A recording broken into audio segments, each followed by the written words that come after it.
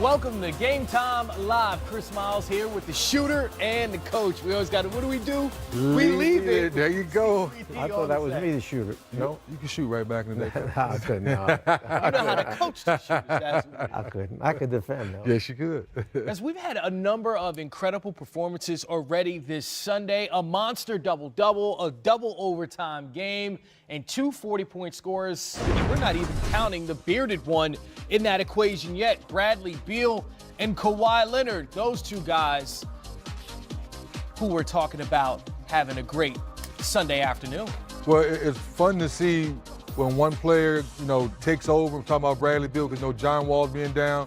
But you see Siakam now getting the big steals. Like Toronto as a whole, coach, all season long has really stepped up and let people know that we're for real. So tonight on the road, they showed again. This is one of the deepest teams, if not the deepest team in the NBA. So to see them come out, and it seems like each night a different guy steps up for them. Well, Toronto with a big lead in the fourth quarter. You see it 111-99, and back come the Wizards. Trevor Ariza back with the team. 23 points, 9 rebounds, 10 assists, just missed a triple-double. Bradley Beal did have a triple-double, pulled up from long range. Beal, 21 points in the fourth quarter. Wizards down by 7. That's huge right there. That's just huge from an all-star making a big-time play in the fourth quarter. Connects again, and we have a 2-point game after Wizards were getting blown out in the fourth. Bradley Beal feeling it. Kawhi Leonard trying to put the game on ice. And it looks, 5-point lead, Toronto up with a minute to go. You think it's over, right? Not so fast. Otto Porter. Leave it. That looks like a make, but it's not 3D. Leave it this time, leave it. There we go. That one dropped. There we go. And we're tied at 124. The comeback, well, sort of complete because we sent it to overtime. Kawhi Leonard. You can't let him rock you to sleep with that extra dribble.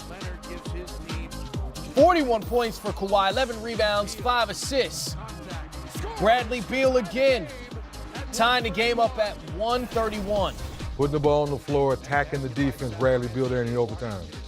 And then Beal creating for Thomas Bryant, 15 assists for Beal, ties his career high that he set just over a month ago. And then down the stretch, anytime Toronto, coach, to your point, Ibaka, who got the big rebound for the extra shot, the veteran. So Toronto with a 2-point lead, 2.8 seconds to go in the second overtime, and the deep pass is intercepted. The Wizards fall 140-138. Bradley Beal played 55 minutes to get those 43 points. Go along with the 10 rebounds and the 15 assists. Well, Washington shooting 43% from the three-point line. Good night from the deep area. Yes, indeed. This could be a marquee matchup right there. Here's Serge Ibaka after the game. Yeah. This is NBA, man. I know. And when you relax like we did in the second half, team's gonna come back. Because we start so early, getting easy bucket, and we kind of relax. But they didn't give up. You have to give them a lot of credit because sometimes, when teams down like that, they always give up. But they was keeping fighting, and then that's why we had a close game. Yeah, Kawhi is a tough guy. And he was in great position under the basket and the ball, to grab the rebound. Also because I was spacing, to let him play one-on-one. That's why I had that open threes. I think tonight he played like a superstar. That's how we need him to play. He did his job. That's his job as a superstar. Where we need him to step up and make big play like he did tonight.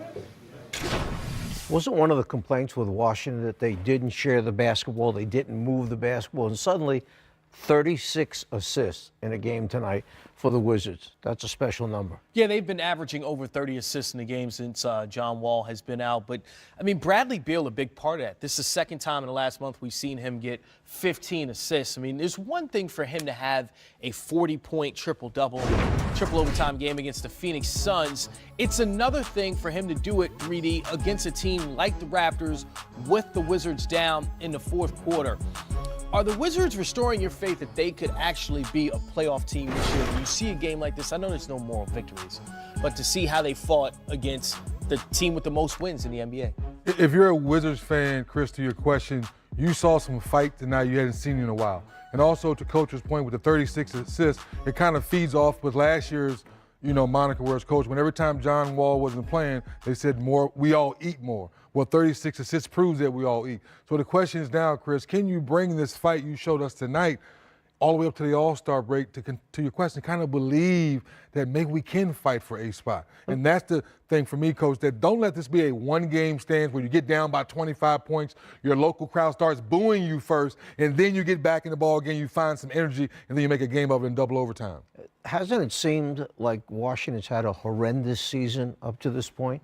But when you look at the standings, they're 2 games out of the 8th spot for the playoffs, so it either means the East is really bad, okay, or they've kind of been deceiving, just hanging around long enough to maybe make a move in the second half of the season. Well, I think to this conversation, Coach, you can say 1 through 5, those teams we kind of believe, they're going to be solid.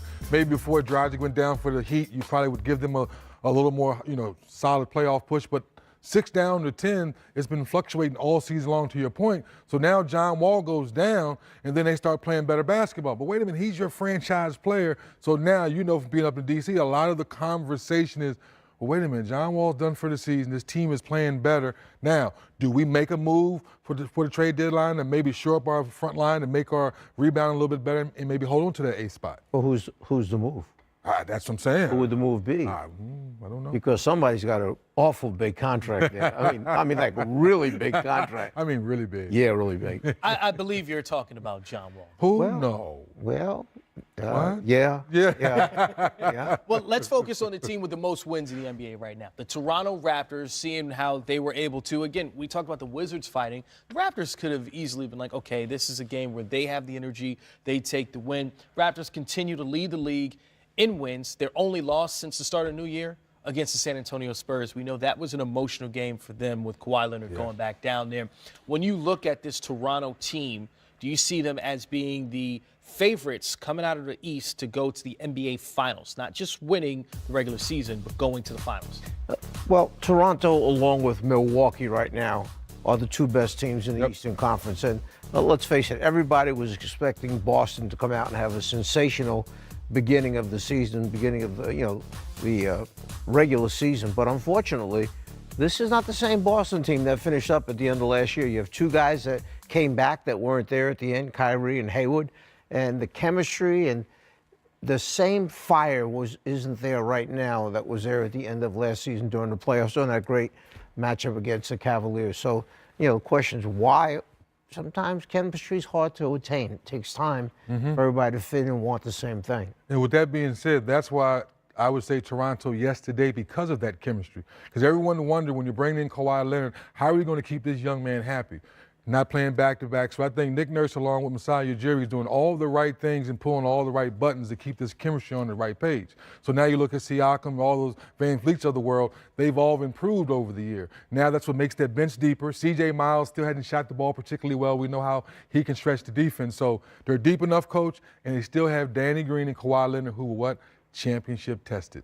Yeah, what about Indiana? We need to mention them because Indiana, when they finished up last season, everybody was saying, wow, this team, watch out for them next year. But Oladipo hasn't gotten back yet to that level that he was playing at during the playoffs last year. And a certain guy named Paul George was important to that team last year. So even though they're good, they're solid, this is a tough out to knock these guys out. Still may not be the same Indiana team that we saw last year. And you have to also mention the Philadelphia 76ers, who are a team that you see the young talent, you see the possibility for some ascension. They were in action. Karl Anthony Towns, 27 rebounds, the most by an NBA player this season. 27 points to go along with that. Oh, yeah. And a stop on Anthony Davis in the final seconds of this one. Just an amazing performance from him. And he just seems aggressive. And this is what we thought we would get from him the end of last season, beginning of this season. He's certainly out of his shell. Yeah, he's taken over as the leader that they wanted him to be. You heard during that broadcast that he's starting to lead some of the other young guys as well. And the rebounding performance stands out to me among the many things that's unique right now with this version of Karl Anthony Towns. I agree with you totally. He's having a great. He's doing great from a rebounding standpoint and from a scoring standpoint, and he's now the leader. I think that trade kind of worked out for both teams. Philly needed somebody like Jimmy Butler to score on the perimeter, and Minnesota kind of needed Jimmy Butler to be out of the way so that Karl could become who they envisioned him being, because it was just never going to work with Jimmy there. And that's not a knock on Jimmy. It was just he was in the way of the growth of Karl Anthony Towns. We're seeing him play a lot better basketball right now. And certainly, even for Andrew Wiggins, who took 21 shots, he was just 7 for 21, but down the stretch, he looked more confident and comfortable with the ball in his hands. Well, I think for Andrew, it comes down to, once again, he had to adjust to being the third option when Jimmy Butler was there. Now that Jimmy's not there, Tibbs is no longer there, I think he feels a certain level of freedom. He now knows that he has more range and he has more opportunity because he's now the true number 2 option. So his role is more clearly defined as it was a couple years ago. When you're the third option, that's tough. You have to be the most selfless person, and sometimes that doesn't always work out. So I think Wiggins is more comfortable in the number 2 role, and I think Ryan Saunders will probably be a more mild-mannered coach, and I think that'll work well with Wiggins' personality. Well, I think you saw their second best player today might have been their bench as a whole. They outscored the Pelicans 36-7 off the bench. And with Mirotic now playing just his second game back after missing 16 games, and Peyton finding form, trying to find form after missing 31 games, he's only in his 6th game. It's unfortunate in the Western Conference that you say this because it's such an unforgiving conference. But they're now 3 games back in the loss column of a playoff spot. And this New Orleans team doesn't really have the time to find a rhythm. They need to just hit the ground running right now, and it's hurting them. When you look at the situation in New Orleans, a lot of times the conversation is, oh, Anthony Davis, well, he needs to do a little bit more. But when you look at that bench, they only have 2 guys that scored off of that New Orleans Pelicans bench. You can't expect to win games, especially if you're trying to make a playoff push. Like the Pelicans and the Timberwolves are 2 teams in that playoff picture.